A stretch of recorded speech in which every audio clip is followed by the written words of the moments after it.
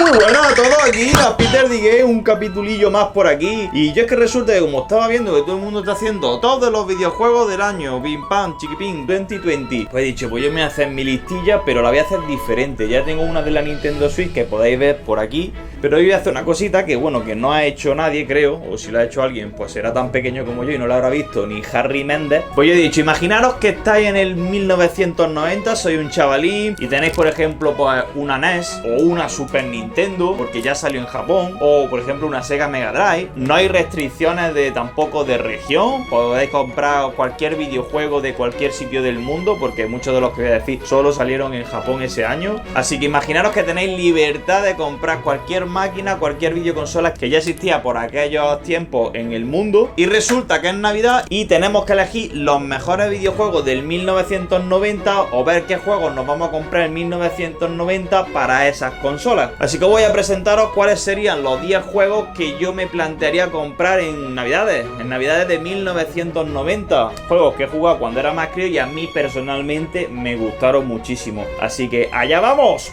En el número 10 tenemos Las Tortugas Ninja, un juego de Konami de 1990 que salió para la Nintendo Entertainment System, para la NES, para la Famicom, la primera consola de Nintendo de sobremesa de 8 bits. Y es un juego, es un beat'em up que cualquier chiquillo que tuviese eso en su casa flipaba en colores, y más si tenía ya dos mandos y podías jugar con tu colega. El juego arcade era bastante mejor, pero bueno, hicieron una buena conversión, un buen port a la Nintendo de 8 bits. Los padres antes te compraban un juego y tenía que durarte el juego meses o años, así que lo jugábamos muchísimas veces. Las Tortugas Ninja, un juego que si lo jugáis hoy podéis seguir pegando palos y pasarlo muy guay. En novena posición he colocado al Metal Gear 2 Solid Snake, un juego de la MSX del año 1990, uno de los primeros pinitos de Hideo Kojima, que por cierto era el discípulo de Shigeru Miyamoto, para que lo sepáis todos ustedes. Y era un juego muy completo para aquella época, un juego táctico de espionaje muy bien realizado, muy entretenido,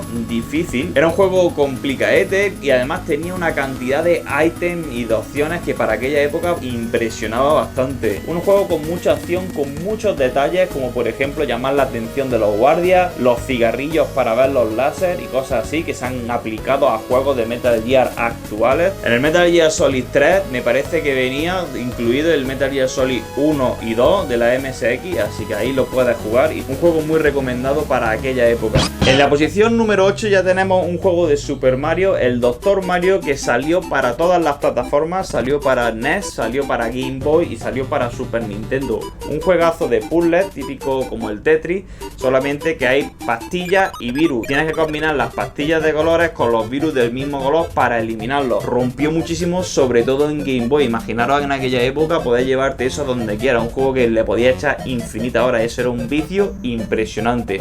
En la posición número 7 tenemos un juego de Nintendo que se ha popularizado más en la actualidad, no se conocía tanto antes, y es el Fire Emblem Shadow Dragon and the Blade of Light, la sombra del dragón y el guerrero de la luz, que era un juego de la NES espectacular, donde pudimos ver el primer juego de tablero táctico brutal de aquella época. Fue un antes y un después, yo lo recomiendo gratamente porque a pesar de los años que tiene y sea un juego de 1990 en donde estaba también involucrado Gunpei Yokoi, es un juego donde tenéis que de verdad poner a prueba vuestra estrategia en el campo de batalla y os vais a entretener muchísimo. En aquella época salió solamente en Japón, pero bueno, ya a día de hoy lo podéis jugar fácilmente.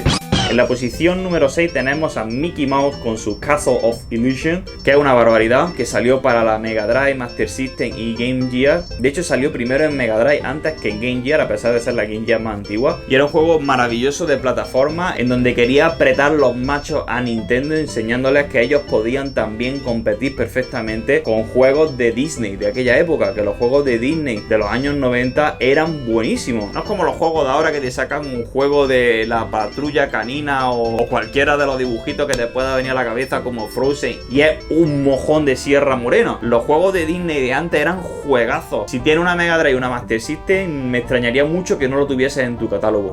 En la posición número 5 Tenemos el Dragon Quest 4, que es un juegazo que también salió solamente en Japón en aquella época. Un juego de la Nintendo NES conocido en Occidente como Dragon Warrior. Un RPG por turnos que incluso jugando en la actualidad es muy divertido, es entretenido. El capítulo de los elegidos, un juego que ya ha tenido una remasterización, que le han puesto mejores gráficos y que se puede jugar bastante bien a día de hoy. Ya no lo tenéis que jugar en japonés. Un señor juego que también ya estaba sentando las bases de lo que eran los juegos RPG de aquella época. Aquí ya podemos ver una fuerte batalla entre los juegos de Enix, que eran los Dragon Quest, y los de Squaresoft, los Final Fantasy. Brutal, os recomiendo que también lo juguéis. En la posición número 4 también tenemos un juegazo de Mega Drive, que era el Michael Jackson Moonwalker, un juego de plataforma muy entretenido, inferior al arcade, a lo que era la máquina arcade, pero que se defendía muy bien en la Mega Drive. Esta versión estaba muy entretenida, tiene buenas notas, sobre todo se lleva la nostalgia de muchos jugadores. Tenías que rescatar a la típica niña y cuando ya las tenías todas, pues salía el monillo, te indicaba dónde estaba el final de la fase, donde peleabas con unos últimos enemigos, y era muy mítico. También te podías convertir en el robot este de metal. Y ya os digo que a muchos niños de aquella época ese juego lo jugaron, lo rejugaron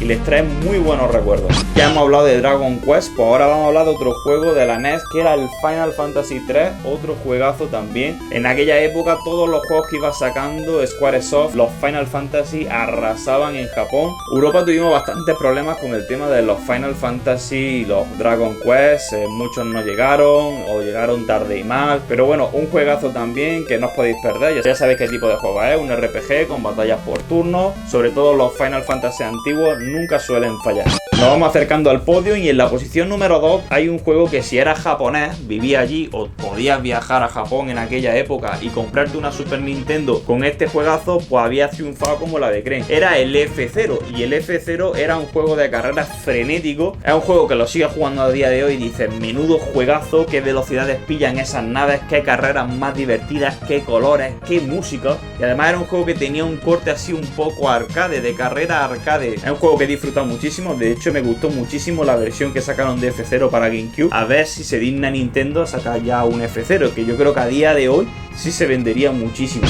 Y nada, llegamos al rey de la corona. Igualmente, si era un japonés y tenía una Super Nintendo, en 1990 ya podía jugar esas navidades a Super Mario World. Un juegazo que ha cambiado la historia de las plataformas, que gente de hoy sigue jugándolo, que se siguen haciendo speedrun. Un juego muy rejugable, que podías jugar con Mario, podías jugar con Luigi, tenías los Yoshi, era el plataformas perfecto de aquella época.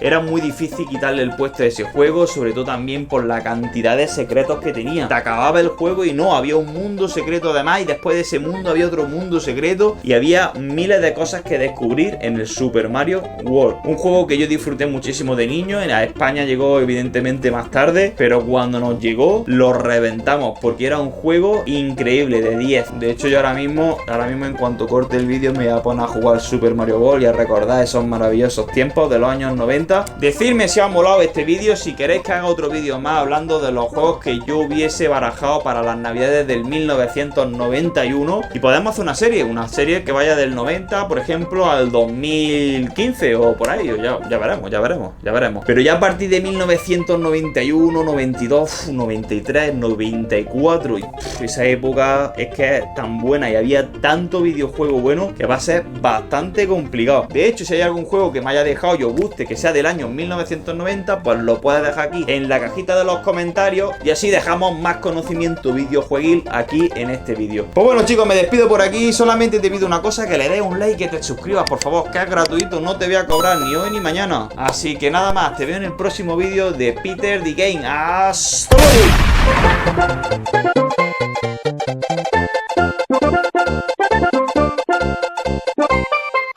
luego!